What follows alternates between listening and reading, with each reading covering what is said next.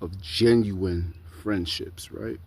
I'm gonna give you an example of a genuine friendship and how I appreciated it.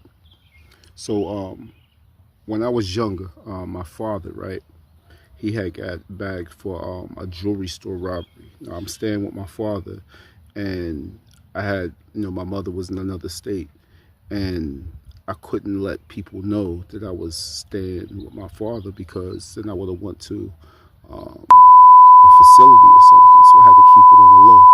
And my friend, one of my closest friends, he was one of the few people who like knew my struggles, like the, no food, had to wash clothes in the sink type situations, right? So on, to the world, I'm alright, but when I hit the house, the struggle was real. And so I'm over his house and I'm waiting to go play Madden. Now he was a monster in Madden, used to beat the brakes off of me, but that's a whole different story. And so boom, he goes, he makes himself a quick sandwich.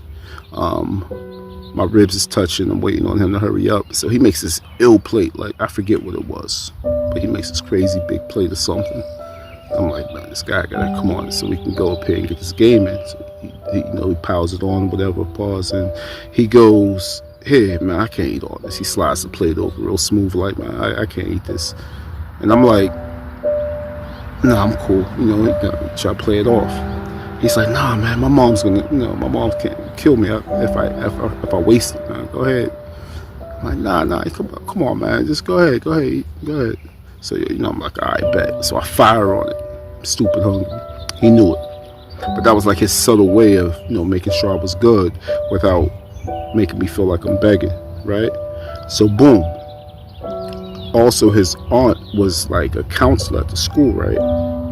So he had let her know what the situation was, but like on the same note of not having her let the authorities know. So he tells me to go check her out, and I'm not, but he kind of got me to do it eventually. So I talked to her, and she kind of helped me out and talked to me and got me, my mind in the right place. So bottom line was like he was there for me, and then his mother used to let him drive. So when he was able to drive, he made sure he drove me to school because I wasn't going to go. He drove me to school, made sure I was there, and drove me back, made sure I went home because I was going to hit the block, do what I thought I needed to do. So good, genuine friend, good peoples. He ended up getting murdered later, right? And so when I did my music or whatever, I would shout him out all the time. Hurt my heart.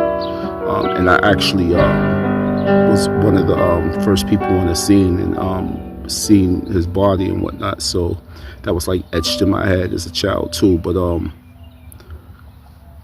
whole thing was like his friendship and how genuine he was as a friend to me set the standard. It raised the bar for me to be that type of friend to my other friends throughout my life, right? And I think that Dame, Alfred, like that's the standard of friendship that I always want to be and I want to see other people be to people, right? So just shout out to real friends. If you got a real friend, man, be that friend. If you're not, become that, be a Dame Ski. Rest up, peace.